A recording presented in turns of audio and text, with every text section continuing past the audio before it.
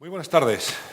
Les damos la bienvenida a una sesión más de La Cuestión Palpitante en la Fundación Juan March.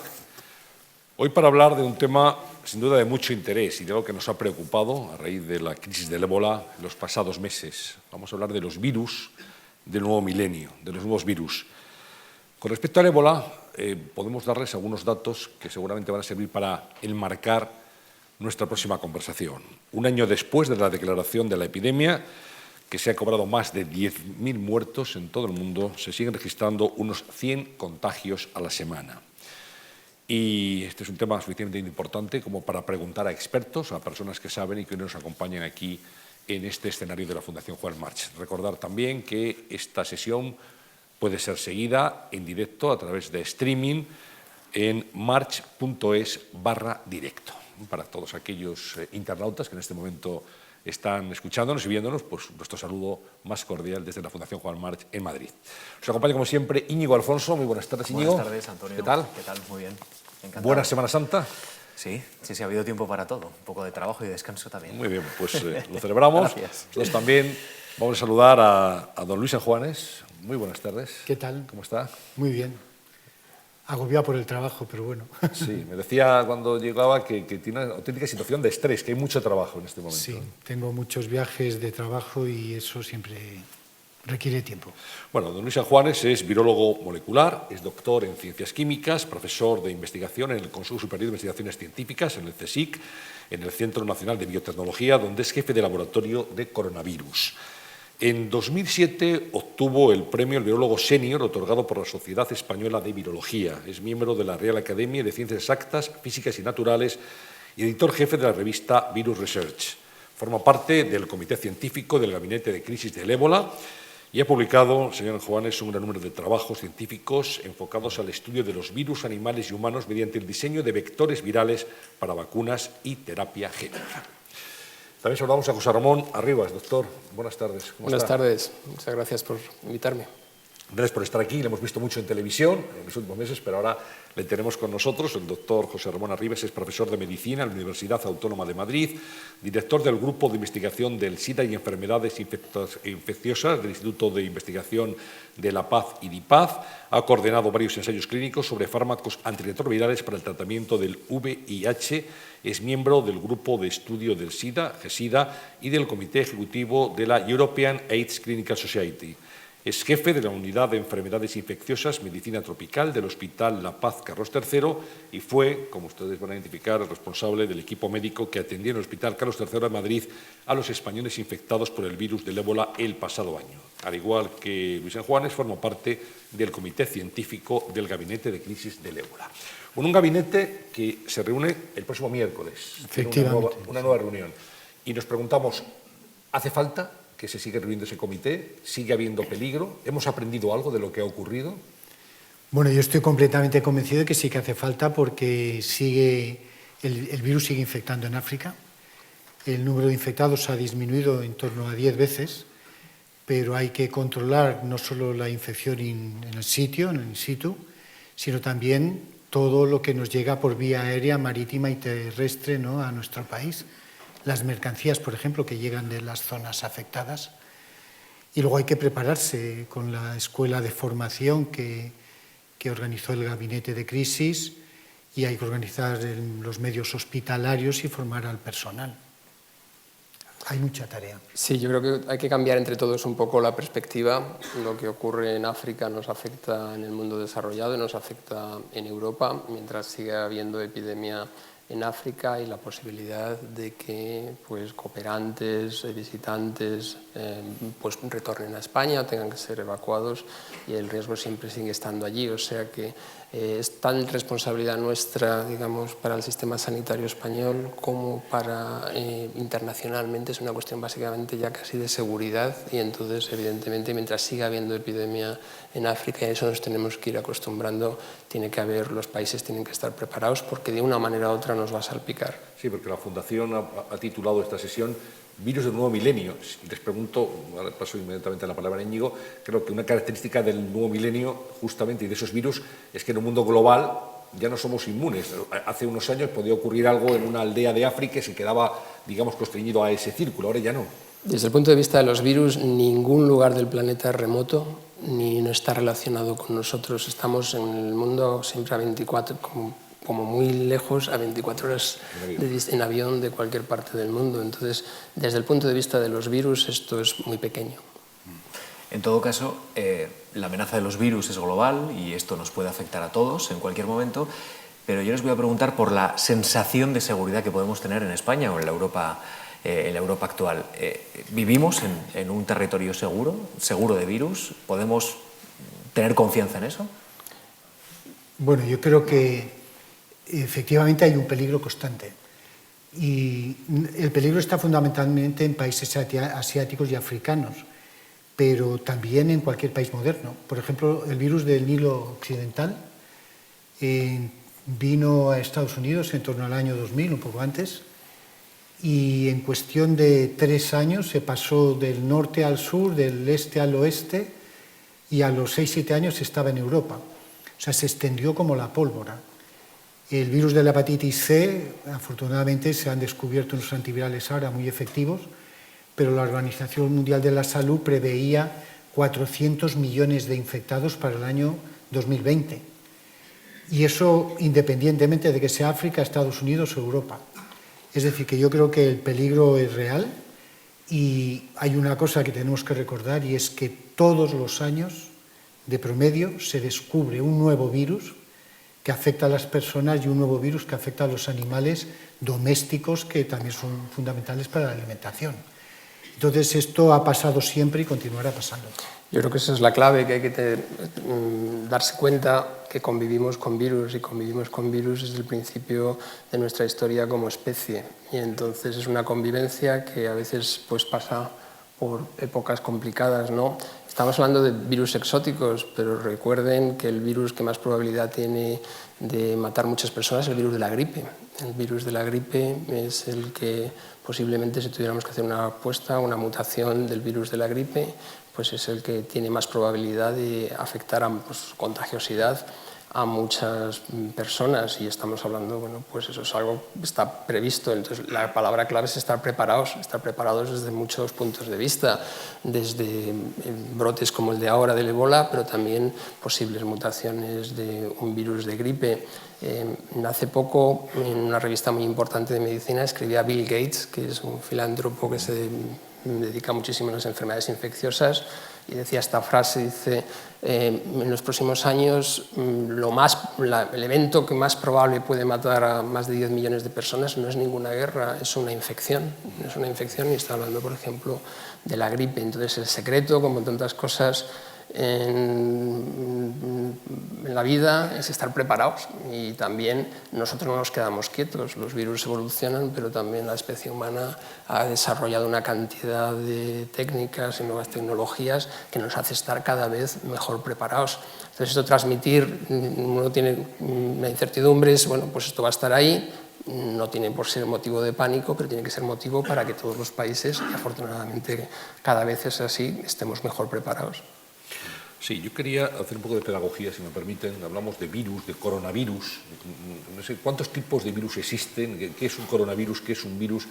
Y luego hablamos también de antivirales, antirretrovirales, que son términos que leemos permanentemente en los periódicos, escuchamos en los medios de comunicación, por dar una pincelada así muy sucinta de qué estamos hablando para entendernos. Bueno, la cantidad de virus que existe es enorme. La población en general está familiarizada con unos 20 o 30 virus, el de la polio, el de la hepatitis, el del SIDA, etc. El de la tosferina, bueno, este no es un virus. Viruela, virus de este tipo. Pero en una publicación reciente de un profesor, Ian Lipkin, que ahora trabaja en Nueva York, en un centro de mucho prestigio, él ha estimado que existen más de 300.000 virus de mamífero que tienen todavía que ser descubiertos. Esto lo dedujo de un modelo matemático, pero que luego lo validó experimentalmente en la realidad, ¿no? Es posible que esas cifras sean exageradas, pero los cálculos yo creo que se aproximan bastante a la realidad. Entonces, el problema es no solo los virus que conocemos, que esos ya nos traen bastantes problemas, sino que hay muchísimos más que no conocemos. y que son, por tanto, más difíciles de controlar porque para los que conocemos, cuando se ha podido, se ha desarrollado una vacuna. Pero es muy difícil controlar un virus que no se conoce y no se tienen vacunas y no se tienen antivirales que puedan actuar contra ellos. Por ejemplo, si uno pone el problema de las transfusiones de sangre, los hospitales están súper bien preparados para controlar que la sangre que se transfunde pues no lleva ningún patógeno de los conocidos. Incluso se puede controlar alguno de los no conocidos, pero claro, es imposible controlar lo desconocido. Entonces, yo creo que, como ha dicho el doctor José Ramón Arribas, hay que estar preparados para el futuro, tener muy buena tecnología y una capacidad de respuesta desde el punto de vista clínico y científico brutal, porque cualquier día nos puede venir cualquier cosa. ¿Qué es un virus? ¿Cómo lo podemos definir? Pues virus es información. Si uno habla, por ejemplo, de ébola, son 7 genes, es un poco de material genético, unas cuantas proteínas allí, y es un parásito celular, no necesita una célula de otro organismo para poder completar su ciclo reproductivo. Son mucho más pequeños que las bacterias y básicamente pues, lo mejor es recordarse los virus de los ordenadores. ¿Qué es un virus de un ordenador? Pues necesita un ordenador para reproducirse y es básicamente información contenida en un código genético que puede ser ADN o ARN. Eso va mezclado con unas cuantas proteínas que están estructurados en una envuelta y han evolucionado de manera que se aprovechan de la maquinaria celular humana para reproducirse. Un virus sin una célula a la que infectar pues no puede reproducirse. ¿Y un coronavirus? Bueno, aquí está el doctor Juanes. Llevo más de 30 años trabajando con coronavirus, pero quería añadir una cosa. Lo que no sabe mucha gente es que cuando se baña en el agua del mar, en algunas zonas puede haber más de 1.000 millones de partículas virales por mililitro de agua. No nos diga eso, que no nos bañamos más en el mar. Afortunadamente, no se asusten. Probablemente es más peligroso subir en el metro. Afortunadamente esos virus no nos suelen afectar, pero la cantidad de virus es enorme. Y un virus cuando se replica en unas horas da varios miles de millones de virus, que normalmente se mantienen en los animales y no pasan al hombre. Pero la mayor parte de los virus que nos llegan son zoonosis, quiere decir que estaban en los animales, a los cuales muchas veces no les hace nada, por ejemplo en los murciélagos, y cuando saltan al hombre, pues a nosotros nos matan, eso es muy, muy frecuente. Los coronavirus no son más que una familia de virus que es muy abundante en la naturaleza y que afecta a los animales domésticos, produciendo grandísimas pérdidas económicas.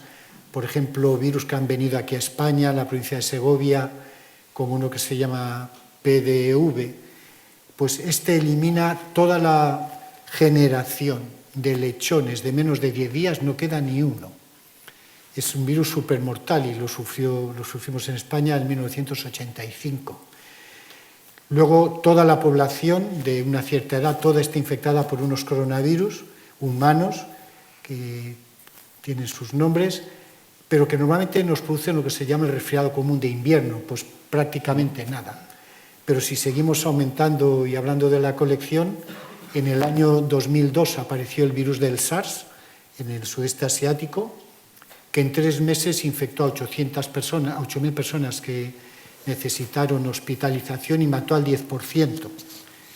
Y ahora, en el año 2012, en la península arábiga ha aparecido el coronavirus del Oriente Medio y este también ha infectado a más de 1.000 personas y ha matado al 45%. Están surgiendo, y son coronavirus, están surgiendo constantemente, son virus respiratorios que se transmiten con mucha facilidad y no podía estar más de acuerdo con el doctor José Ramón Arribas que los virus peligrosos son los que se transmiten por el aire. Aunque tengan una baja mortalidad, por ejemplo, el virus de 1918, que mató 20 o 40 millones de personas, de la gripe, solo mataba el 1,8% de la gente que infectaba. El del ébola puede matar el 90%. Pero claro, aquel volaba y se inundaba un país en menos de un año, mientras que el del ébola necesita casi el contacto persona a persona, ¿no? O sea, lo que importa no solo es la virulencia, sino la facilidad de transmitirse que uno tiene. Por tanto, coincido completamente que el virus más peligroso que yo conozco hoy en día no es ni el del SIDA ni el del ébola, es el de la gripe. Como un virus virulento de la gripe se transmitiese eficientemente de hombre a hombre sin perder la virulencia, quedaríamos muy poca gente. Afortunadamente, cuando eso ha pasado, normalmente el virus que se transmite eficientemente entre personas, el virus pierde su virulencia, porque hay un mecanismo de selección. Si es muy virulento, mata a la persona que infecta, esa se quita, ya no circula y el virus no se transmite. Entonces siempre hay una tendencia a la selección de virus que no te matan. Si no te matan y no te ponen muy enfermo, vas por la calle, llevas el virus, lo transmites, pero como no te mata, pues sigues distribuyéndolo, mientras que el que mata al ataúd y ese ya no transmite. Y en esta carrera que tenemos con la gripe, pues que también ustedes tienen que saber que el ser humano, los científicos, están trabajando en el santo grial de la vacuna universal de la gripe que no haya que actualizar todos los años. Hay tecnología y biología estructural y todavía no estamos ahí, pero se está intentando desarrollar una vacuna que valga, digamos, para todos los subtipos de gripe y que no haya que cambiar todos los años. Entonces, en eso tampoco estamos quietos. La alarma es verdad que la gripe puede ser probablemente el virus que más población pueda matar, pero también probablemente en unos años, probablemente siempre con precaución, podamos tener una vacuna universal para todos los grupos de la gripe. ¿Qué tipo de implicaciones, ahora que estamos hablando de las vacunas, puede tener una sociedad que no vacuna a sus hijos? Una familia que decide no vacunar por criterios a veces personales, se leen en los medios de comunicación, como hay familias que creen que es una mejor atención a sus hijos no introducir elementos biológicos de este tipo. Ese asunto tiene muchos ángulos, ¿no? Primero, vaya por delante que hay pocos avances en medicina que puedan ponerse a la par de la vacunación. La vacunación es uno de los avances más grandes que ha habido en medicina, junto con la mejora de la mortalidad infantil, es que vamos, no tiene parangón. Entonces hay gente que decide no vacunar por falta de acceso, están en zonas remotas, o gente de un nivel cultural muy bajo, zonas sociodeprimidas que no tienen acceso, y eso lo que hay que intentar es llevar las vacunas ahí. Pero hay luego algo más reciente, que son, digamos, pues, población de alto nivel cultural, con una cierta sofisticación, que creen en el asunto de los efectos secundarios de las vacunas, que no hay ninguna evidencia científica sobre que el riesgo-beneficio no sea apabullante a favor del beneficio. O sea, no hay nunca nada, un medicamento, una vacuna, que no pueda tener algún efecto secundario, pero si ponemos en un plato de la balanza el beneficio y los efectos adversos, es que es abrumador.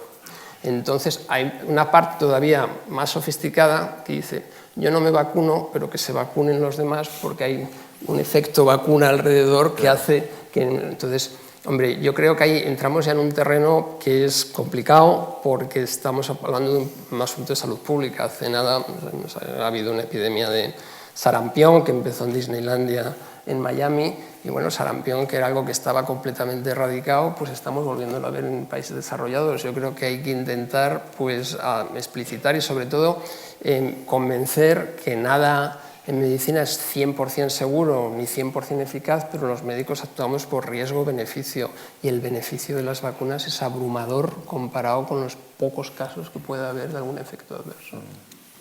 Yo creo que la gente que está en contra de la vacunación, lo que tenían que enseñarles es la cantidad de gente paralítica que había en el pasado por culpa del virus de la polio. Gracias a la vacunación estaba previsto haber erradicado el virus de la polio en el año 2000, debido a circunstancias políticas que se dieron en países pobres de África, donde se distribuyó el concepto de que la vacuna la habían creado el mundo occidental para dejar estériles a las mujeres musulmanas, y se dejaron de vacunar. No se ha conseguido erradicar. Afortunadamente eso se ha podido revertir por parte de la Organización Mundial de la Salud, pero simplemente ver, como yo, que ya soy una persona relativamente mayor, he visto gente joven paralítica por no haber sido vacunada a tiempo, la verdad es que es casi un crimen médico, digamos, que por ignorancia o por equivocación haya gente que prefiera no vacunar a sus hijos. Lo que habría que enseñarles son fotos de lo que pasa todavía hoy, por ejemplo, en África Central, las zonas más pobres, o en la India. Yo tengo libros que lo documentan eso gráficamente y es terrible ver una escuela de chicas jóvenes y chicos jóvenes paralíticos que no han podido ser vacunados, ¿no? Otra de las cuestiones ligadas al mundo de la vacunación es las diferentes vacunas que existen en las comunidades autónomas, que ahora se está de alguna manera intentando coordinar, o en los diferentes países de Europa. ¿Por qué hay esta variación en territorios de apenas 100 o 150 kilómetros? ¿Por qué no somos capaces de coordinar de forma más eficiente una enfermedad, o por lo menos la lucha contra una enfermedad concreta? Hombre, yo solo puedo hablar generalidades. Las infecciones no reconocen fronteras, no reconocen distinciones, regiones, autonomías, y para mí me deja también perplejo que no podamos tener un calendario vacunal único como tantas otras cosas, y nada como, pues eso, como una infección para que es algo que nos tendría que hacer que todos tuviéramos un protocolo común. Entonces los motivos por los que a mí se me escapan. España ha superado, afortunadamente, el primer caso de contagio en Europa del ébola. Y usted eso lo conoce muy bien, doctora Rivas. Y una pregunta que le habrán hecho muchas veces. ¿Por qué Teresa Romero pudo salvarse y no los misioneros Manuel García Viejo y Miguel Pajares? Bueno, estamos aprendiendo. Hay una de las oportunidades que estamos, como siempre, pues cuando hay una crisis, una oportunidad, que es la primera vez en la historia que se ven pacientes con ébola en el mundo desarrollado.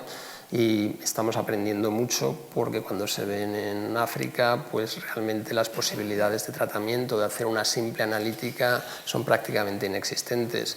En África el objetivo fundamental es contener la epidemia, hay un objetivo poblacional, dar la atención que se pueda al paciente, que en general es rehidratación oral y antibióticos, pero no se puede hacer lo que podemos hacer en el mundo desarrollado. Entonces sabemos que ahora mismo, después de esta epidemia, que también ha hecho que muchos pues, sanitarios estén allí, sabemos que hay marcadores pronósticos de la enfermedad muy importantes. Uno es la edad. Como siempre, una edad a partir de 50, 60 años, una infección viral como esta de este porte, pues es un factor pronóstico negativo, se mueren más las personas mayores.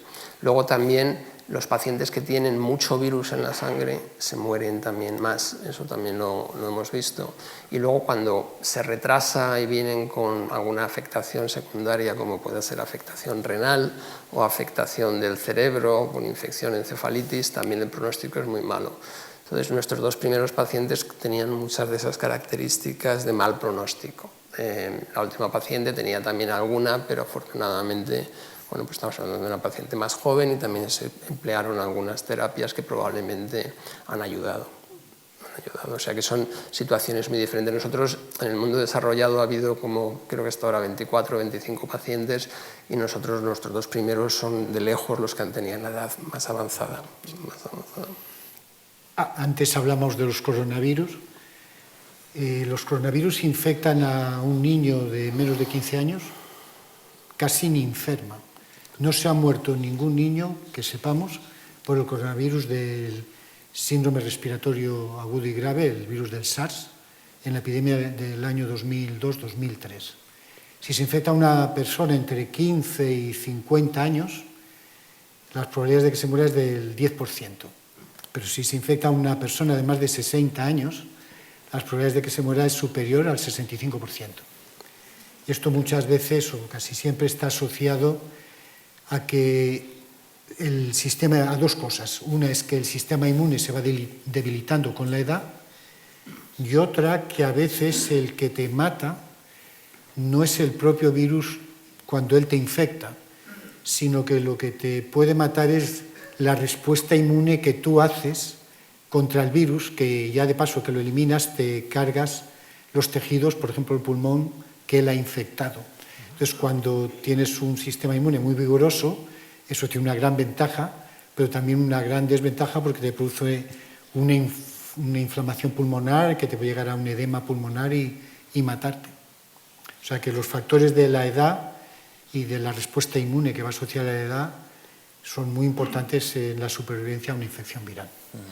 De la gestión de la crisis del ébola, que todavía, decimos este miércoles, hay una reunión, hemos sacado conclusiones muy importantes. Yo quiero que ustedes las enumeren de alguna manera, que comuniquen a nuestro auditorio hoy qué cuestiones en las que ya hemos salido más reforzados, que entramos muy debilitados y que ahora, sin embargo, pues estamos ya más seguros de que hemos por buena aprendido, ¿verdad, dirección. Íñigo? Sí, Hemos aprendido de todo eso. Hemos aprendido. Como siempre, en todas las crisis se aprende. Yo distinguiría dos planos, incluso el plano global de todo el mundo desarrollado. Bueno, pues en el mundo desarrollado hemos aprendido que la atención a pacientes de ébola en hospitales desarrollados requiere de unas medidas de precaución superiores a las que se presentaban en Estados Unidos. También hubo un contagio de 2 enfermeras. Los protocolos, los equipos de protección individual para el personal sanitario que se recomendaban al principio de la epidemia cambiaron al cabo de unos meses cuando hubo estos problemas. Entonces sabemos ahora mismo lo que sabíamos de la transmisión que venía de África no es exactamente aplicable a un hospital desarrollado en el que, como yo decía antes, en África solo se da tratamiento oral. En hospitales desarrollados cateterizamos vías, metemos catéteres en las vías, hacemos muchas más intervenciones, muchas más analíticas, muchas más cosas que hacen que los niveles de precaución tengan que ser diferentes. A nivel español, bueno, pues en España no había unidades de aislamiento específicas para este tipo de enfermedades infecciosas de alta mortalidad, porque nunca habíamos tenido pacientes de este tipo. Otros países que tienen pues, laboratorios que trabajan con estos virus las tenían preparadas y nosotros ahora vamos a tener, afortunadamente en el territorio español va a haber 7 hospitales con unidades destinadas a atender a este tipo de patologías. Siempre he entendido que estas unidades son la respuesta cuando estamos hablando de decenas de pacientes. En una epidemia pues, que afecta a la mayor parte de la población, todos los hospitales tienen que estar preparados.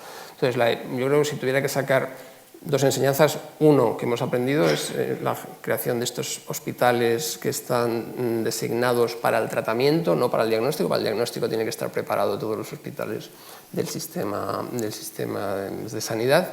Y luego también ha habido un gran esfuerzo de educación. La Escuela Nacional de Sanidad ha hecho un programa de entrenamiento muy bueno para el personal sanitario, que también por primera vez el personal sanitario en los hospitales nos tenemos que enfrentar a esto de dar la mejor asistencia, pero también la precaución máxima para el personal. Y combinar estas dos cosas es complejo. Sí, yo coincido con una cosa. Para mí lo más importante es la formación. En África están muy lejos de tener los medios tecnológicos que tenemos en Europa o en Estados Unidos, pero lo que ha perdido a África no ha sido no tener los medios tecnológicos, ha sido los problemas culturales, cómo ellos han manipulado a los muertos por el ébola, con abrazos continuos, reuniones familiares. Es un problema cultural y un problema de formación. Y allí probablemente, seguro, van a vencer el ébola, no con grandes medios, los medios que emplean en África son bastante rudimentarios, pero con la formación se combate muchísimo. Aquí vamos encapuchados con trajes de alta seguridad biológica, tenemos instalaciones con el aire filtrado, etcétera, y personal muy formado, pero con muchísimos menos medios allí con formación lo pueden resolver. Luego, en la Comisión Nacional para el Seguimiento del ébola es importante recalcar que era una comisión interministerial. Habían representantes de todos los ministerios, de Sanidad, Justicia, Exteriores, etcétera, porque el problema es polivalente. Hay que controlar la formación en los hospitales. A través del comité se han formado ya hace tiempo 1.800 personas y ahora se han formado los sanitarios de 7 hospitales distribuidos por toda la geografía española. Los representantes del Ministerio de Asuntos Exteriores, el Ministerio de Interior y el Ministerio de Defensa se encargan de controlar la entrada de todas las personas que llegan de los sitios en los que el virus está ahora presente, por vía aérea, marítima, las mercancías que vienen en grandísimas cantidades. En fin, se ha hecho una labor que, como digo, es multifuncional, como decía el doctor Arribas, los protocolos de formación, los EPIs, que son los trajes de los equipos de protección individual, las instalaciones hospitalarias, etcétera, la mejora que se ha hecho es tremenda. Yo creo que ahora estamos muchísimo mejor preparados. Pero si hay que destacar una cosa es informar a la gente, sobre todo en el origen, que es donde lo tenemos que acabar, porque eso es lo más importante. Pero claro, costumbres ancestrales de abrazar a los muertos, o cuando vino el mal de las vacas locas, que el problema estaba en ingerir alimentos que estaban contaminados, cuando en África lo tradicional era que se comían el cerebro, los órganos sexuales de la persona que había muerto por una encefalopatía, había que convencerlos de que no se podían comer aquello, y aquello para ellos era un privilegio. Solo las personas de la familia más allegadas tenían el privilegio de comerse el cerebro de la persona que había fallecido, o sea que eran el candidato número 1 para coger la infección. O sea que muchas veces el problema es de solución muy sencilla, pero es un problema cultural, de falta de información y de combatir las tradiciones ancestrales, ¿no? No es fácil. Yo me imagino que en el estudio de su carrera, doctor, usted vio muchas enfermedades y tuvo muchos profesores. Decía, bueno, esto es una úlcera de estómago, y esto es una hepatitis, y esto es cualquier otro trastorno que es común a los seres humanos. Pero claro, cuando hablamos del virus del ébola, por ejemplo, o el del SIDA en su caso, eso no se estudia en las carreras. No hay un referente ni un profesor al que acudir, no hay un libro en el que se esté hablando de esas enfermedades. Por tanto, ustedes se están enfrentando en su especialidad a problemas nuevos. O sea, no saben de qué están hablando. Y quería preguntarle este hándicap y luego el diagnóstico. ¿Cómo diagnostican estas enfermedades? ¿Cómo se sabe que es ébola y no es otra enfermedad, que no es dengue o que no es otra de las posibles afecciones que vienen desde otro país lejano? Yo he dedicado gran parte de mi vida profesional al VIH, al virus del SIDA, y yo cuando hice la residencia aquí en Madrid, pues es que había la epidemia de VIH asociada al uso de drogas por vía parenterales, pero es apasionante. Si te gusta la medicina, pues no hay una enfermedad nueva. Yo cuando estudié la carrera, la hepatitis C no se conocía, era la hepatitis no A, no B. Y fue hasta el 87, quiero recordar, que por nuevas técnicas de biología molecular se pudo detectar el virus. El doctor Enjuanes puede hablar con mucho más criterio que yo, pero la capacidad que tenemos con las técnicas de biología molecular para saber si nos encontramos con un virus conocido, con algo nuevo, es impresionante. Una PCR literalmente puede encontrar la aguja en el pajar. Entonces uno, pues cuando está con una enfermedad nueva, absolutamente pasa a estar fuera de su zona de confort, empiezan las incertidumbres, los contagios, esto por dónde se contagiará o no se contagiará. Yo defiendo bastante, el profesionalismo en la medicina, y entonces uno se mete a medicina y tengo un particular interés en las enfermedades infecciosas, pues para ver este tipo de pacientes, siempre con la máxima precaución, pero digamos que eres un profesional de este tipo de enfermedades y sigue haciéndolo con precaución, pues son riesgo cero, nunca existe. Pero bueno, hay que hacerlo. Cuando yo viví el ébola, yo decía que se parecía al VIH, al SIDA a cámara rápida, porque viví esos días el mismo pánico, la misma estigmatización, eso que vivimos al principio y desgraciadamente el estigma con el VIH sigue estando ahí, aunque se conocen perfectamente los mecanismos de transmisión y sigue estando ahí. Bueno, tiene muchos ángulos, pero a mí me parece... ¿Los síntomas de un ébola pueden ser parecidos a otra enfermedad? Digo, en principio. Un ébola, a ver, los síntomas iniciales parece una gripe o puede parecer otro tipo de, si estás en África, una malaria, pero lo crítico es, has estado expuesto, has estado en alguno de los países que han tenido ébola. Si no has estado en ninguno de los países que ha tenido ébola, tus síntomas, no has estado cerca, tus síntomas pues serán una gripe. Los 3 primeros días es un cuadro febril general, dolores articulares, puede parecer una gripe o puede parecer una malaria, o puede parecer fiebre tifoidea o fiebre amarilla, puede confundirse con mucho, pero depende. El kit de la cuestión es, cuando veamos eso, es que tengo fiebre. ¿Ha estado usted alguna vez en Guinea, en Sierra Leona o en Liberia? No, pues entonces es que eso, contacto no es. Pero vamos, inicialmente es un cuadro viral, luego tiene una fase que es digestiva, náuseas, vómitos, diarrea, y luego ya una fase mucho más grave de hipotensión, con muchas complicaciones orgánicas, de hepatitis, muchas complicaciones. Pero inicialmente parece una gripe. Sí, señor Juanes. Bueno, la ciencia ha evolucionado mucho y ahora la verdad es que la tecnología es impresionante. En este momento se puede diagnosticar un virus de los conocidos habitualmente en cuestión de 3 horas, 3 horas y media. Se puede saber qué virus es. Es más, incluido el ébola. Incluido el ébola, por supuesto. Incluso, bueno, si nos creemos lo que dicen, hay ensayos de campo que llevan minutos, aunque, bueno, a mí eso me gustaría confirmarlo, ¿verdad? Pero aquí en Madrid y en cualquier hospital de España, en muchísimos hospitales de España, uno puede diagnosticar si un paciente tiene ébola o no en 3 horas y media, con total certeza, sobre todo cuando ya ha pasado un poco de tiempo, ¿no? Mediante análisis de sangre. Sí. Pero hay que tener en cuenta que cuando un médico no sabe qué infección tiene el paciente, hay unos pequeños chips que permiten, también en cuestión de unas horas, identificar de entre unos 1.200 virus cuál es el que puede tener el paciente. Eso sin saberlo, o sea que tú no tienes que hacer la hipótesis, pues este señor tiene ébola o tiene la gripe o tiene el SARS, sino a ciegas se extraen los ácidos nucleicos de las células de la sangre y se echan en el chip y simultáneamente estás haciendo 1.200 ensayos por 1.200 virus distintos, ¿no? Con lo cual, hombre, eso no está implantado en todos los hospitales, pero bueno, afortunadamente aquí en España ya hay mucho adelanto y en Madrid está el Centro Nacional de Microbiología de Majadahonda, que es un centro donde cuando un hospital convencional no pueden resolver un problema, un diagnóstico, lo mandan allí y allí ya hay mucha experiencia y en cuestión de horas, en principio, se podría analizar cientos de virus casi simultáneamente. Otra cosa demuestra cómo cada vez estamos mejor preparados es que realmente cuando hay una crisis de estas se pone en marcha una respuesta global de muchos científicos a nivel global.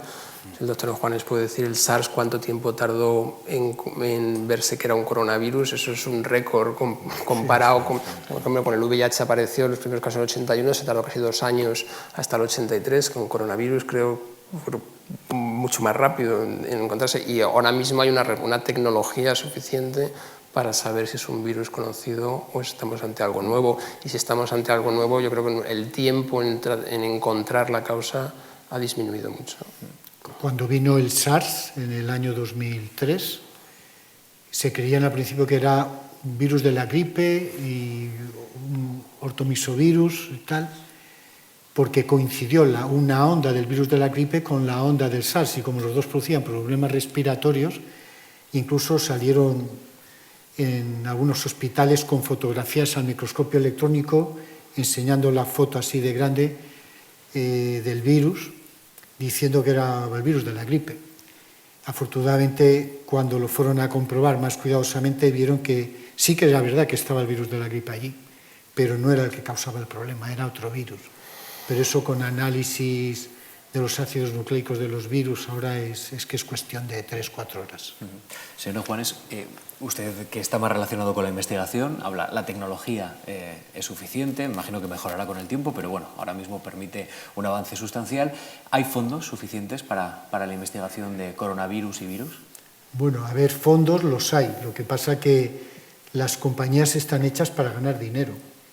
Entonces las compañías no invierten en proyectos que no les dan dinero. Esa es una misión que la realidad ha impuesto, que es una misión de los gobiernos.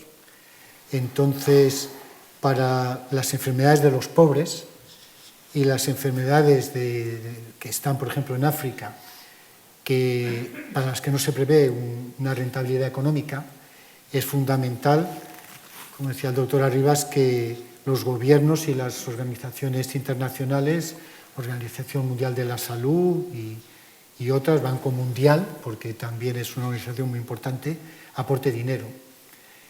El ébola apareció en 1976.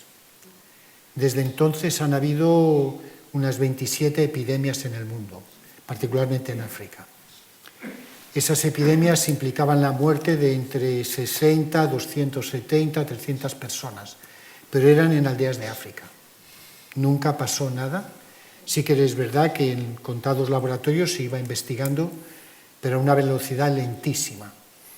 Y aunque se habían hecho adelantos muy significativos, al final se llega a un punto que es que si puedes aplicar la vacuna en humanos. Y para eso hay que hacer unas pruebas de bioseguridad y de efectividad que son muy costosas, porque trabajar con ratoncitos es caro, pero bueno, cuesta menos. Pero ensayos con personas, primero, no los puedes hacer si no tienes los permisos adecuados por razones éticas y hay que pasar lo que se llama los ensayos clínicos fase 1, fase 2 y fase 3, que, como digo, son con personas y en hospitales que a veces tienen que ser, para el caso de ébola, de la máxima seguridad. Eso es carísimo, y si no pasa lo que ha pasado ahora, que el virus ha traspasado las barreras de los países, ha llegado a Estados Unidos y a Europa, pues las organizaciones internacionales no se vuelcan. La realidad es que no se vuelcan. Y cuando se vuelcan con mucha lentitud, porque son maquinarias muy pesadas, como la Organización Mundial de la Salud. Afortunadamente ahora pues ya han visto las orejas al lobo y la cosa se ha movilizado, y de hecho ya hay 2 vacunas que están en un estado de desarrollo muy avanzado. Particularmente una es muy exitosa y muy prometedora, pero claro, han tenido que intervenir los gobiernos y las organizaciones que aportan dinero, como la que comentaba la doctora Rivas, la Bill Gates y otras organizaciones que le han dado un empujón final económico que es muy necesario, y sin el cual esto pues hubiéramos seguido, si hubieran continuado muriéndose 100, 150 en zonas de África y controlándose rápidamente, esas vacunas estaban ya aparcadas, como ciertos anticuerpos que se habían desarrollado pero que no habían entrado en fase de protección humana, ¿no? Algunos en trabajar con monos, que es carísimo porque son muy escasos, pero ya en humanos la gente no se lo plantea porque eso económicamente es inviable. De ahí la lentitud con la que se ha explorado la vacuna, por ejemplo, de la malaria, ¿no? que parece que dentro de poco vamos a poder tenerla en nuestras manos. De eso por lo menos parece que la ciencia lo indica. Sí. Sobre las vacunas, cuando se descubra, ojalá que sea muy pronto ya, la vacuna efectiva del ébola, por ejemplo, la persona que la reciba estará inmunizada para no contraer el ébola, cualquier tipo de ébola, o una cepa determinada de la enfermedad. Esa es una pregunta compleja. Yo sí quería resaltar, y estoy completamente de acuerdo con lo que dice el doctor Juanes, pero el drama es que la tecnología está ahí. La Organización Mundial de la Salud declaró la epidemia global en agosto del año pasado. Literalmente ahora están en marcha ensayos clínicos con humanos en África de vacunas. O sea, yo en la vida, eso es histórico, he visto un desarrollo de vacuna tan rápido. Tan rápido, eso es un hecho histórico. La gente que se dedica a las vacunas, en la vida habíamos visto que en 7 meses hubiéramos estado ya en fases 3. O sea, la tecnología está ahí. Lo que hace falta es lo que decía el doctor Juanes, la voluntad, y la voluntad política y la voluntad económica de ponerlas en marcha, porque en la vida habíamos visto esta velocidad de desarrollo de vacunas. Si la vacuna protegerá, pues ahí tendremos que verlo. Las vacunas que se están utilizando, alguna de ellas utiliza la cepa del 76 y muchos expertos creen que hay suficiente, no ha cambiado tanto el virus como para que esas vacunas no sean eficaces. Otra de las vacunas está utilizando la cepa actual. Cuando hablamos de estas cepas hay diferencias a lo mejor de un 2, un 3%, que digo, es un motivo de discusión científica si estas vacunas serán eficaces para todas las cepas o para las cepas de ahora. La idea que hay es que van a ser eficaces contra, aunque utilizamos la del 76, hay varios tipos de ébola, pero dentro de los ébolas pues hay varios subtipos y se utiliza el Zaire, pero no el subtipo del 76, no el que se está utilizando ahora. Pero como digo, parece que mucha gente, muchos expertos piensan que va a tener suficiente inmunidad cruzada como para proteger. Señor Juanes, ¿cómo está la cantera de investigadores en España? Los licenciados que me imagino también vienen de otros países o que salen de las universidades españolas, ¿cómo los ve? Bueno, yo creo que en España hay muy buenos investigadores y muy buenos médicos. El servicio sanitario español es extraordinario y la cantera de científicos que se preparan aquí es fabulosa. Y eso lo demuestra. No es hablar por hablar, porque cuando cualquier doctor que preparamos aquí en España aplica para ir a Estados Unidos, casi tiene preferencia. La fama de los postdoctorales españoles en Estados Unidos es extraordinaria, porque llegan con muy buena preparación y con muchas ganas de trabajar. También se ofrece mucha gente de otros países, pero por lo general pueden llegar con muchas ganas de trabajar, como ocurre con postdoctorales de la China o de la India, etc. pero no llegan con la preparación que llegan los españoles. Que la información que yo tengo es que siempre triunfan allí. A mí no paran de pedirme de Estados Unidos y de otros sitios europeos postdoctorales de nuestros laboratorios de aquí. Ahora, esa es la versión positiva. La versión limitante es que los medios económicos son limitados. Si tú eres un científico que estás ya establecido, sacaste tus oposiciones hace tiempo y tienes montado tu laboratorio, el dinero no te falta si trabajas. Pero si eres un recién doctorando, pues lo tienes muy crudo. Aquí hay gente que, por ejemplo, acaba la tesis doctoral con 20, 26, 27 publicaciones. Estoy pensando en personas concretas que llegan a Rochester, en Nueva York, en Estados Unidos, quieren presentar a un investigador joven a un premio y tienen que presentar al español o la española, porque es la que tiene mejor currículum. Y allí ella es la española, los demás son norteamericanos. Pero para currículum contra currículum, pues son los mejores. Y yo en ese sentido, vamos, los postdoctorales españoles no tienen que tener ningún complejo. Yo creo que, de hecho, cuando van allí no lo tienen. Antes se tenía el complejo del idioma y ahora ya se ha perdido mucho porque los jóvenes hablan mejor que nosotros, incluso los que hemos vivido varios años allí en Estados Unidos. Así que yo por ahí no le veo ningún problema en absoluto a este país. El problema es el número de centros que tenemos y la dotación económica que se está reduciendo constantemente. El presupuesto para la investigación científica se ha reducido entre un 25 y un 30% en España por cuenta de ir aumentándolo, vamos disminuyéndolo. Yo trabajo en el Centro Nacional de Biotecnología, conozco muy bien lo que es el Centro Nacional de Biotecnología, sé las personas que trabajábamos allí y sé las que trabajamos ahora. Ahora cualquiera puede ir allí y aparcar, no hay ningún problema de aparcamiento, porque hemos perdido a mucha gente de todos los niveles, desde nivel alto y de técnicos de laboratorio y gente que llevaba 15 años trabajando. Es que esto es muy fuerte. Un técnico excelente con 15 años de experiencia, pues a lo mejor han hecho unas pequeñas oposiciones y esa persona que estaba segura en su trabajo se ha ido a la calle. Porque, y esto, yo recibo todos los días, tenemos una red de correo electrónico a nivel de centro, a nivel de departamento y a nivel de laboratorio. Y todas las semanas se despide alguien. Y es porque no hay fondos para contratar.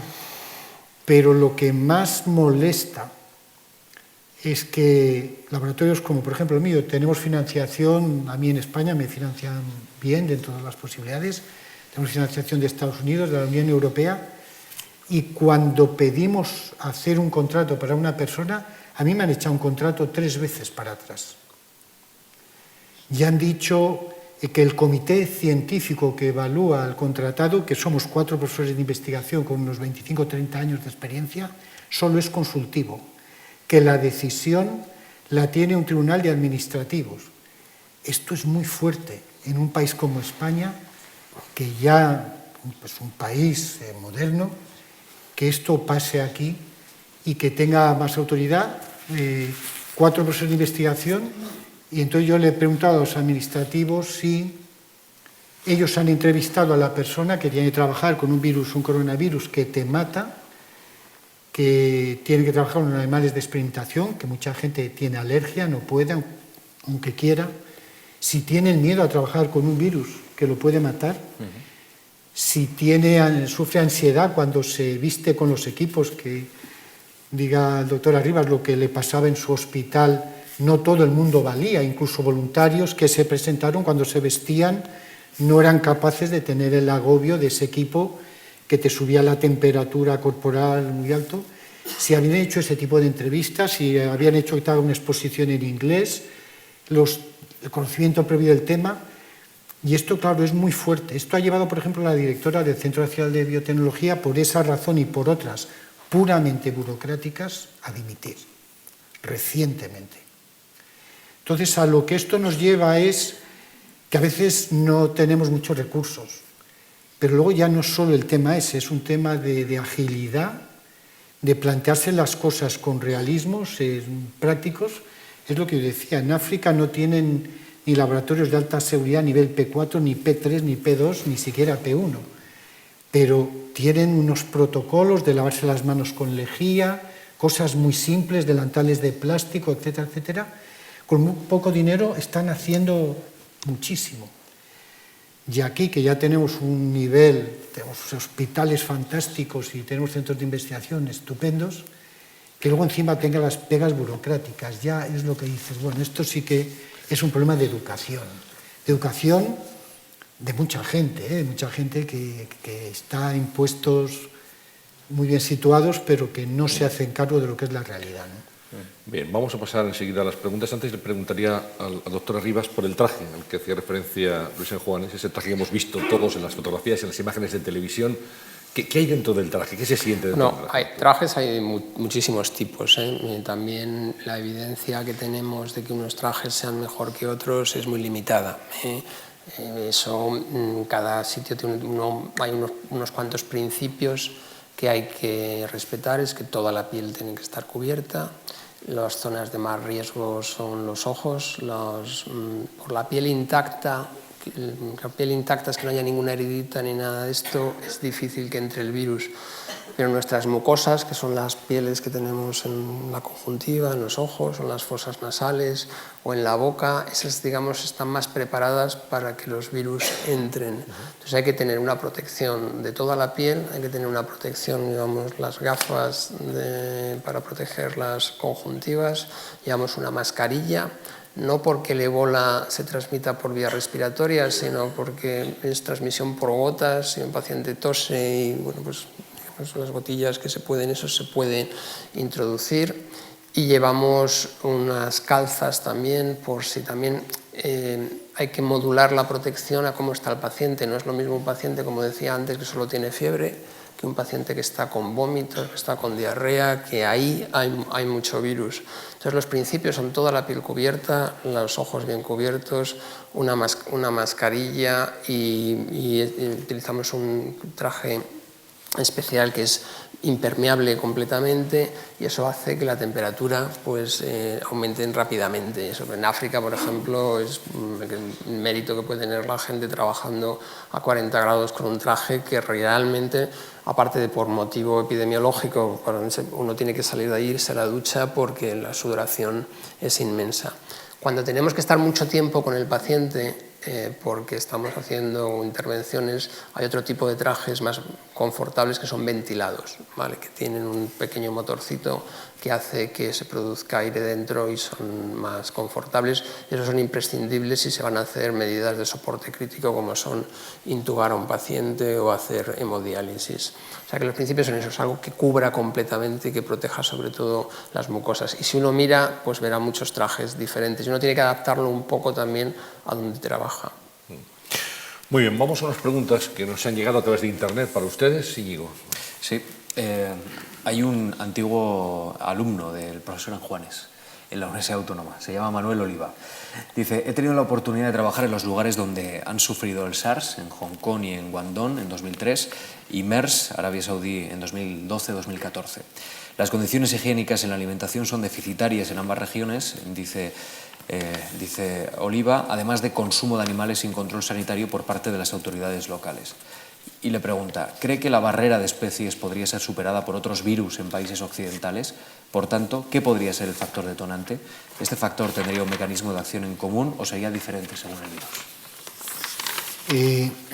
El problema que tenemos con los virus en concreto es que cada virus puede dar lugar a varios miles de millones de virus progenie, y ninguno de esos virus es uno igual al otro. Con esto lo que ocurre es que un virus que se está replicando en un animal y que normalmente no infecta al hombre, siempre se puede generar una variante que haga el cruce de especies, que es lo que está pasando. Entonces eso ha existido durante toda la vida y ahora en este momento existe, porque para que nos hagamos una idea, y con esto no quiero atemorizar a nadie porque aquí llevamos muchos años viviendo y no ha pasado nada, los murciélagos de todos los continentes el africano, el asiático, el norteamericano y el europeo, esos murciélagos están infectados por muchos virus que si pasan al hombre lo pueden matar. Afortunadamente eso pasa muy raramente y por eso pues estamos todos aquí tan contentos. Lo mismo pasaría con las aves. Las aves vuelan a distancias muy largas y nos pueden traer, con los cambios de estación del año, virus de distancias muy largas. Afortunadamente, los virus que ellas transmiten, que no les suelen hacer nada, porque si no, no volarían tan lejos, estarían enfermas, cuando pasan a nosotros, muy ocasionalmente, pues nos causan perjuicio, ¿no? Muy grave. Por tanto, yo lo que diría es que es una posibilidad muy real el que estos saltos de especies, que se llama zoonosis, han pasado, están pasando y pasarán en el futuro. Y con la movilidad de la gente ahora, con todos los medios que hay de transporte, pues claro, cada vez el problema es más global, pero también los sistemas de defensa, de diagnóstico que tenemos son muchísimo más potentes y la formación, las redes médicas que hay, organizaciones internacionales son potentísimas. Ahora cualquier noticia, que lo comenta el doctor Arribas, él estaba en contacto con todo el mundo con lo del ébola. No es que estuviera solo en Madrid con su problema, se comunicaba con Estados Unidos y con Alemania. La información fluye muchísimo, porque si no, no quedaríamos ni uno ya. O sea. Es así, ¿no? Yo insisto, así es la carrera entre los virus mutando y nosotros tampoco nos quedamos quietos. Nosotros también, nuestra capacidad, yo me sentí muy acompañado porque cuando nosotros teníamos a los pacientes había la Organización Mundial de la Salud y el CDC americano organizaban una teleconferencia semanal donde exponíamos nuestros casos y nos transmitíamos información que podíamos considerar útil. O sea, que también ver cómo globalmente nos enfrentamos a una epidemia de estas características es muy interesante y desde luego no está solo la capacidad de comunicación es mala para una cosa, porque nada, todo lo que ocurre en un instante del mundo nos puede afectar, pero también nos enteramos muy rápidamente y respondemos unitariamente, ¿no? Ricardo Sánchez menciona ese ámbito de investigación y de la rentabilidad económica para algunas empresas farmacéuticas de investigación de vacunas. Dice, y leo literalmente, tras el aparente engaño a los gobiernos con el virus de la gripe A que les llevó a pagar millones en vacunas finalmente inútiles, ¿han aprendido algo los gobiernos? Les pregunta, ¿cómo podemos protegernos de estas estafas, entre comillas la palabra estafas, que parecen beneficiar a ciertas empresas tras ellas? No, pero es que esa afirmación a mí me parece injusta. Y siempre ocurre lo mismo. Si el gobierno no toma medidas, como pase algo, se le echan encima. Si tiene a bien tomar una medida y proveerse, como lo han hecho los países más adelantados, de un stock de vacunas para por lo menos poder tratar a la mayor parte de la población en riesgo, entonces se le critica. Pero claro, a mí me gustaría preguntarle al que nos lanza la pregunta si él es capaz de adivinar el futuro. Si él tiene una varita mágica que le permite saber cómo va a ir mutando el virus y si va a evolucionar para hacerse virulento. El virus de la gripe, yo he estado en una conferencia recientemente, pero vamos, esto es conocido, necesita un virus convencional como 6 a 10 mutaciones en distintos puntos del genoma para hacerse virulento. Cuando los expertos ven que un virus acumula 1, 2, 3, 4 mutaciones que le acercan a que se haga un virus virulento, dan la alarma, la Organización Mundial de la Salud prepara las vacunas y los gobiernos las compran porque si no, como pase algo, se los van a comer. Entonces, ¿dónde está el punto medio? ¿Quién tiene la razón? Yo creo que tiene que imperar el sentido común y en nuestro país, como digo, lo que comentaba antes, Ronaldo mete 15 goles hoy y es la estrella y en el partido siguiente falla un par de goles y está perdido, está acabado. Esto no puede ser. Somos así. O sea, somos así. Doctor. Sí, yo estoy de acuerdo. También encontrar el punto justo siempre es muy complicado. Yo creo que ahora también todo se puede... las grandes empresas, hay por lo menos 2 grandes empresas farmacéuticas que están detrás de las vacunas del ébola, con en principio, luego se puede decir que a lo mejor otro tipo de beneficios, con poco beneficio económico. Tenemos que apretar entre todos. Yo creo que en los sistemas sanitarios públicos no pueden estar, o sea, cuando viene un nuevo fármaco de alto valor, pues tampoco puede tener un precio que ponga en riesgo el sistema sanitario público, pero yo estoy completamente de acuerdo con el doctor Juanes, me parece injusto lo de la gripe del 2009. Si lo haces, te pasas, pues te van a criticar. Si no tienes las vacunas suficientes, nadie. Predecir el futuro es que es muy difícil. Lo que iba a pasar en el 2009, bueno, pues una gripe, tenemos la Organización Mundial de la Salud dijo que era importante, que había el riesgo. Bueno, esta vez la Organización Mundial de la Salud se la ha criticado porque ha ido demasiado lento, ha habido muchas críticas, lo decían Médicos Sin Fronteras, es muy difícil, y cuando yo creo que enfrentarnos con la incertidumbre nos cuesta, ¿no? Y entonces y me gustaría, lo comentábamos antes, que todos tuviéramos el nivel de exigencia con nosotros mismos que tenemos con los demás. Esto sería fantástico. Sería siendo una buena medida. Sí. Doctor José Ramón Arribas, muchísimas gracias. Es un placer tenerle aquí y poder aprender sus opiniones. Igual, lo mismo le digo a don Luis Juanes, hemos aprendido mucho esta tarde de virus del nuevo milenio, de coronavirus, de tratamientos, de protocolos. Creo que ha sido una sesión interesante, cuestión palpitante. Queriño, Alfonso, muchas gracias. Gracias a ti, Antonio. Saben que volveremos dentro de un mes, en la última sesión de la cuestión palpitante de este curso. Hablaremos de temas de interés también con todos ustedes. Agradecer su atención a los que nos han seguido aquí en directo, a los que nos han seguido a través de la red, de march.es/directo, y darles a todos las buenas tardes. Y las gracias por estar acompañándonos hoy aquí. Muchas gracias.